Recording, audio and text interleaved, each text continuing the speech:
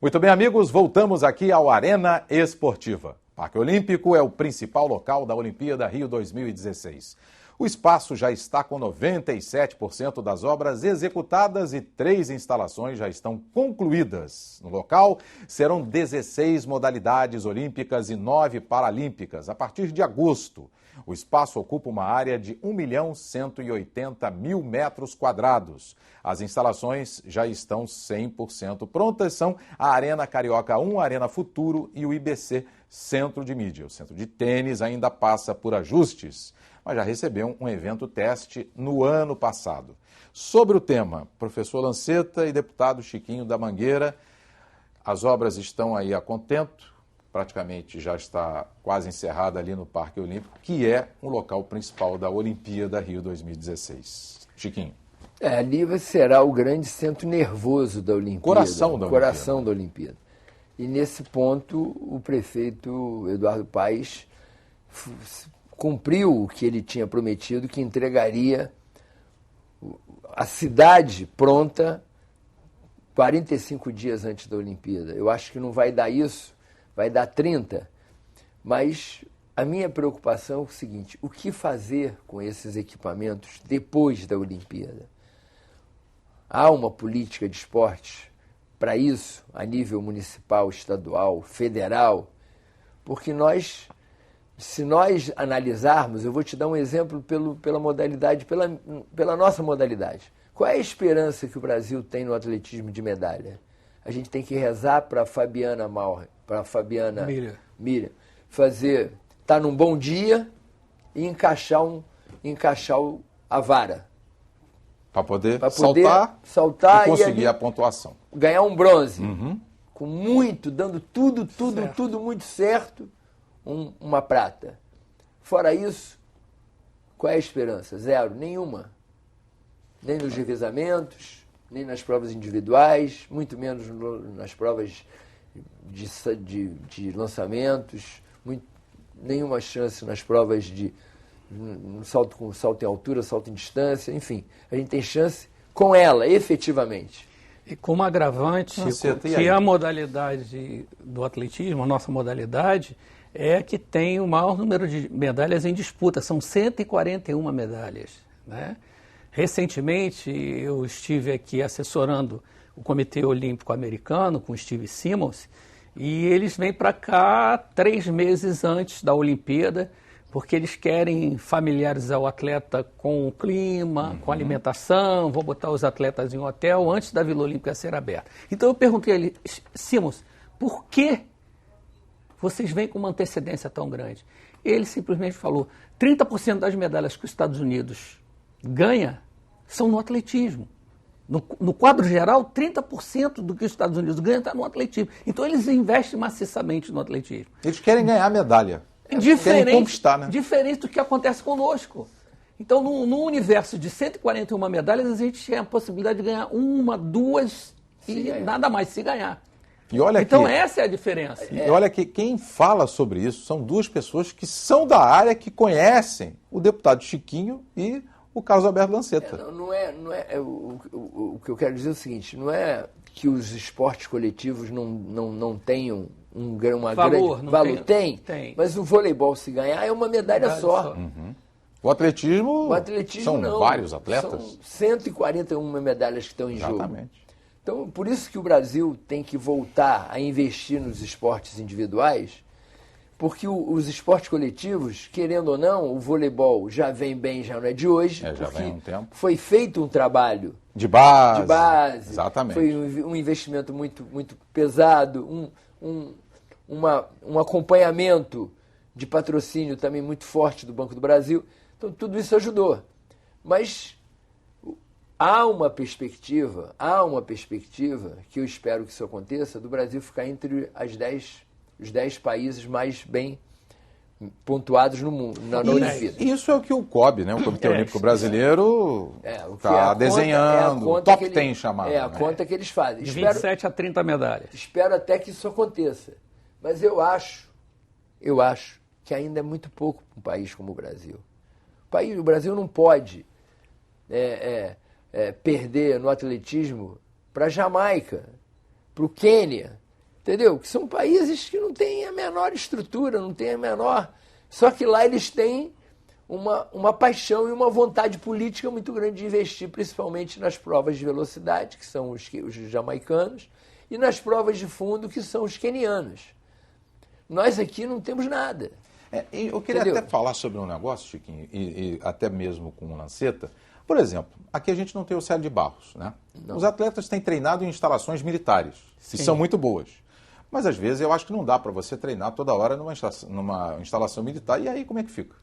Realmente as dificuldades são grandes. Nem sempre a gente tem as instalações disponíveis nos horários de treinamento. Porque elas também são usadas pelos militares. Por exemplo, nos fins de semana, que normalmente o atletismo treina sábado, domingo, feriados, essas instalações estão fechadas. Então, todo o planejamento de treinamento vai por água abaixo, né? Mas é o que a gente tem. As minhas competições eu faço com a ajuda da Escola de Educação Física do Exército, com a ajuda do CDA, com a ajuda lá do Cefam. Eles têm nos ajudado. Mas a gente tem algumas limitações em função da utilização também dessas unidades militares. E, lamentavelmente, muitos atletas do Rio de Janeiro saíram daqui, foram para outros estados e até outros países. Vou te dar o exemplo da Rosângela, é a nossa melhor velocista, começou na Vila Olímpica de Padre Miguel, do mestre André. Ela hoje treina nos Estados Unidos, junto com a Evelyn, que é outra velocista, e que foi da Mangueira, que treinava com o Chiquinho. Por conta de quê? Porque aqui elas não têm onde treinar. Aí fica complicado. E depois... Fica complicado. Você não pode admitir que um país como o Brasil tem uma Liga Nacional de Basquete com 8 clubes femininos disputando. Como é que pode isso? Verdade. Com uma dimensão continental. 8 clubes. Uma dimensão continental. 8 clubes no basquete feminino. Eu digo isso por quê? Porque a Mangueira é a base da seleção brasileira em todas as categorias. Sub-13, sub-15, sub-17, sub-19.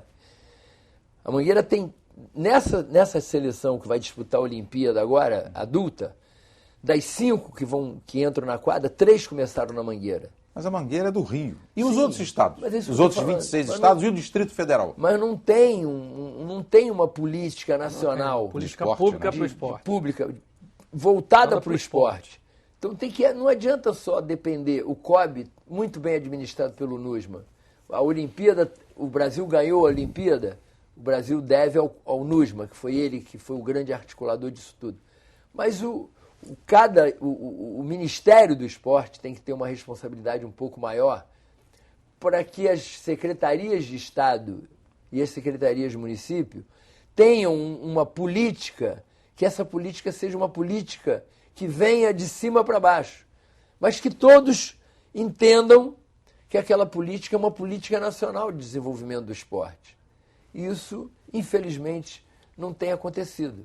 Com certeza. A gente está falando do esporte em geral, claro, foco também no atletismo, porque tanto o Chiquinho, o deputado, como o presidente da Federação Lanceta, eles são ligados ao atletismo. Mas a gente também tem que ressaltar, por um exemplo, ela tem 35 anos, vai para a 5ª participação olímpica. É a Juliana Veloso, que garantiu vaga nos saltos ornamentais, né, durante a Copa do Mundo na modalidade. A Juliana é a primeira atleta da modalidade a disputar 5 Olimpíadas. A primeira participação foi em Sydney, na Austrália, em 2000. Professor Carlos Alberto Lanceta, qual a explicação de uma atleta que tem 35 anos, está em 5 Olimpíadas, servir de exemplo para o jovem? Ótimo, mas eu queria que o senhor pudesse descrever, o senhor lidou muito com os atletas, e o Chiquinho também, mas qual pode ser essa explicação? Rui, eu diria que primeiro ela vem de uma família que tem tradição nos saltos ornamentais, né? Comprometimento, amor ao esporte, né? Que não é um esporte fácil, você treina praticamente isolado, né? E essa determinação, esse comprometimento é que faz com que o atleta consiga se manter em alto rendimento.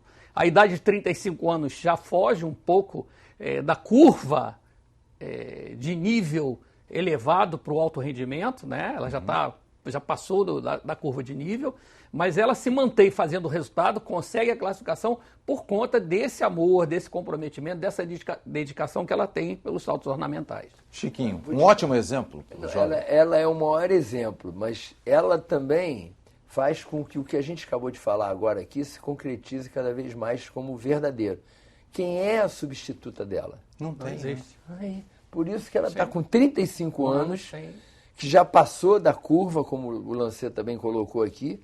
Mas por quê? Porque ela é uma abnegada, ela é tricolor de coração, ela até hoje não saiu do Fluminense por dinheiro nenhum. E o Fluminense tem uma tradição grande. O Fluminense tem uma tradição, mas se não tivesse, ela continuaria, porque ela não depende da modalidade para sobreviver, porque a família é uma família bem-sucedida. Mas eu te pergunto, quem é que vem depois dela? Não tem. Bem lembrado. Não tem, mas não tem, sabe por quê? Porque saltos ornamentais hoje só tem no Fluminense, praticamente. Não tem competição, não tem clube para competir. É igual o polo aquático. É Flamengo, Fluminense, Flamengo e o Tijuca em terceiro. É verdade. Pô, mas não pode isso. Que não é um clube de camisa, né? É não um clube de bairro. De bairro, ali da sociedade da Tijuca. Sim, né? Mas se você for ver por modalidade, você vê como é que pode o Rio de Janeiro, que já foi a segunda potência do basquete brasileiro, só tem o Flamengo. O Fluminense acabou, o Vasco acabou, o Botafogo acabou. O Botafogo, só para você ter uma ideia do quanto o basquete do Rio de Janeiro retrocedeu. O Botafogo foi bicampeão carioca em 67, 68. O Botafogo foi o primeiro clube do Rio de Janeiro campeão brasileiro de basquete. Com um super time, William, Peixotinho, Walter, Cianella e Aurélio Tomassini, que já faleceu. Esse quinteto do Botafogo fez uma final de melhor de 3 com o Vasco, em 68, no Maracanãzinho, com 30 mil pessoas em cada jogo. O Vasco ganhou o primeiro, perdeu o segundo, o Botafogo ganhou o último, que era o decisivo. Cada jogo teve 30 mil pessoas dentro do Maracanãzinho, que eu não sei como cabiam as 30 mil pessoas. Então você vê, o Botafogo acabou com o basquete, o Fluminense, que já teve Marquinhos Abdala, Paulão, Peixotinho, já teve Zezé, já teve Sérgio Macarrão, o basquete Fluminense acabou. O Vasco já teve já foi campeão sul-americano de basquete na época. Verdade. Há poucos tempos atrás. Hoje o Vasco acabou com o basquete. Está querendo voltar, né? Mas lá atrás, nessa era do Botafogo, o Vasco tinha Filipão, Ferracium, Paulista, Baroni. Era o que tinha de melhor. E acabou. O atletismo era uma briga intensa entre os 4 clubes de camisa. Acabou. Depois é que veio a Arte e Instrução, depois veio a Gama Filho. E o atletismo do Rio de Janeiro foi... Você pode dizer melhor do que eu. Quantas vezes a Gama Filho foi campeão do Troféu Brasil? 7 vezes consecutivas. Campeã brasileira. Mas o Vasco já foi N vezes campeão do Troféu Brasil. O Botafogo também. O Flamengo também. E o Rio de Janeiro hoje não consegue mais ser campeão brasileiro do Troféu Brasil. Por quê? Porque está tudo centralizado em São Paulo e só tem uma equipe, que é a BMF. Não compete com ninguém. Quem não compete com ninguém, aonde não há competição, aonde não há participação, não há renovação. É verdade, Chiquinho. Você tem toda a certeza e para que vocês, telespectadores da TV Alerj, tenham ciência, 2 craques não é só do atletismo, do esporte em geral. Falamos de natação, falamos do atletismo, falamos do futebol, falamos do basquete. Então a gente conseguiu dar um panorama, né, um pouquinho sobre o esporte aqui no Rio e também no Brasil. Nós estamos chegando ao final do Arena Esportiva e tivemos aí os temas Vilas Olímpicas, formação de atletas, a Olimpíada no Rio de Janeiro. Nós contamos com a presença do deputado Chiquinho da Mangueira, agradeço a sua participação, Chiquinho. Obrigado. Também do presidente da Federação Estadual de Atletismo, Carlos Alberto Lanceta. Obrigado, Lanceta, mais uma vez. Muito obrigado, Rui. Bem, você também pode assistir ao programa pela internet no www.tvalerj.tv e mandar sugestões para o e-mail arenaesportiva@tvalerj.tv. TV Alerj, a TV do povo fluminense.